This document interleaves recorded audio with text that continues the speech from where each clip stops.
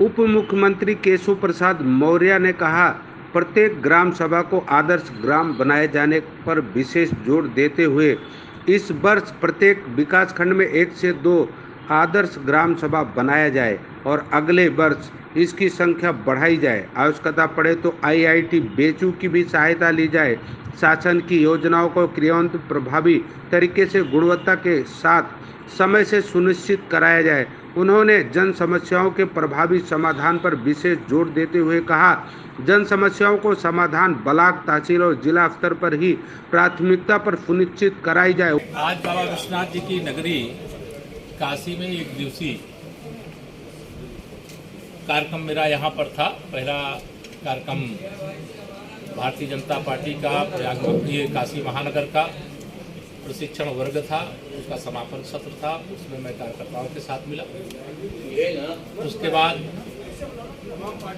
जिले के जो 8 विकास खंड हैं और 694 ग्राम सभाएं हैं, उनको लेकर के समीक्षा बैठक की गई। आज़ादी के अमृत महोत्सव वर्ष में माननीय प्रधानमंत्री श्री नरेंद्र मोदी जी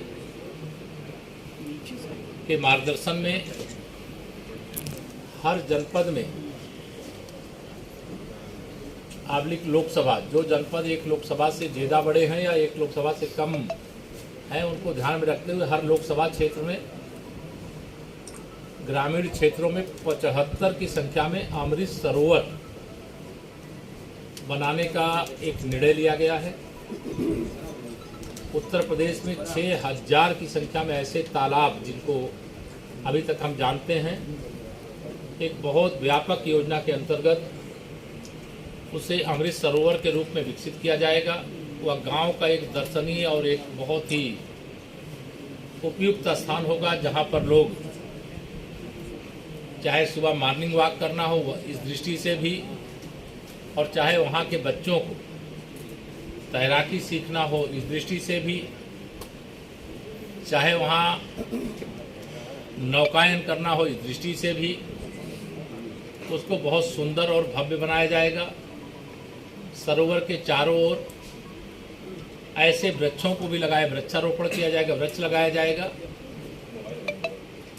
जो वहाँ छाया भी देने का काम करेंगे। और तालाब जो सरोवर बनेगा, उस सरोवर को भी एक, जब वर्षा काल में पानी अधिक आता है तो ऐसे वृक्ष होते हैं जो पानी उस समय खींचते हैं, और जब वर्षा काल नहीं होता तो पानी उसे रिलीज करने का काम करते हैं। उसे वहाँ पर लगाने का निर्णय लिया गया है। और ऐसे गांवों को चयनित करने का प्रयास है जिस गांव से कोई स्वतंत्रता संग्राम सेनानी, कोई देश के लिए रक्षा के लिए बलिदान देने वाले वीर बलिदानी होंगे, या कोई महत्वपूर्ण राष्ट्रीय पुरस्कार को। वाराणसी से नेहा द्विवेदी की रिपोर्ट।